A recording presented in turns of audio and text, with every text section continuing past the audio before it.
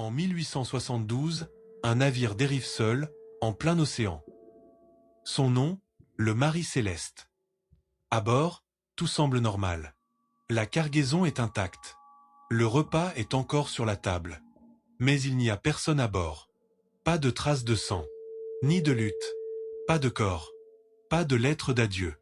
L'équipage s'est littéralement volatilisé, comme s'il n'avait jamais existé.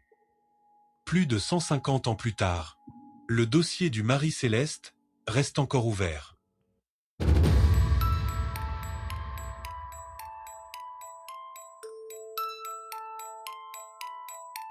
Nous sommes le 7 novembre 1872. Le Marie Céleste quitte le port de New York, en direction de Gênes, en Italie. À son bord, le capitaine Benjamin Spooner Briggs, marin expérimenté. Son épouse Sarah, leur fille de 2 ans ainsi que 7 membres de l'équipage. Le navire transporte une cargaison sensible, 1700 barils d'alcool industriel. Le temps est calme, et le capitaine est réputé prudent. Rien ne laisse présager un drame. Ce voyage, censé être routinier, va basculer dans l'inexplicable. Le 4 décembre 1872, un autre navire croise la route du Marie Céleste. Le capitaine observe le Marie Céleste de loin et il remarque quelque chose d'absolument étrange. Le navire dérive. Ses voiles sont partiellement hissées mais personne ne répond aux signaux. Une équipe monte à bord. Ce qu'il découvre est troublant. À l'intérieur, le navire est en bon état. Il n'y a aucune trace de violence. Les effets personnels sont là, les vêtements sont rangés, les pipes du capitaine sont intactes. Dans la cabine, des papiers sont dispersés, mais rien n'a été pillé. Et surtout, le canot de sauvetage a disparu. Plus l'enquête avance, plus les incohérences s'accumulent. Pas de tempête majeure signalée.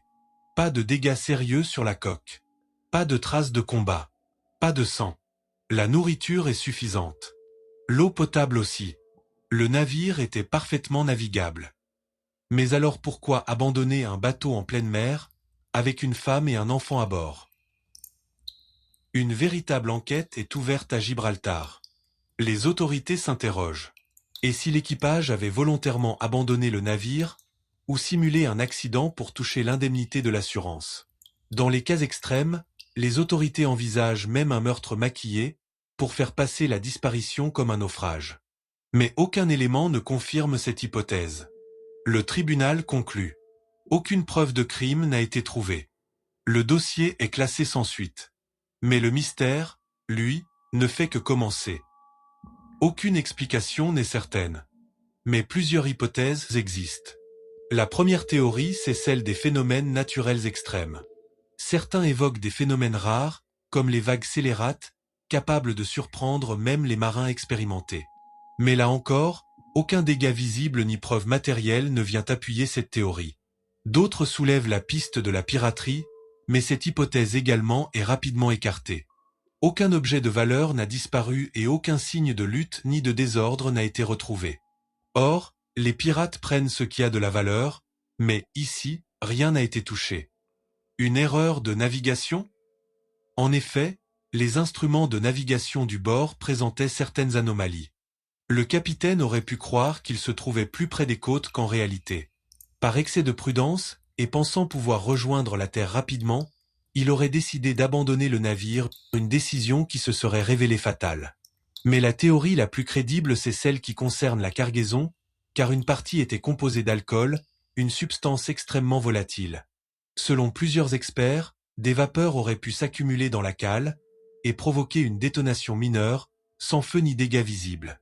Craignant une explosion plus grave, le capitaine aurait alors ordonné une évacuation temporaire dans le canot de sauvetage.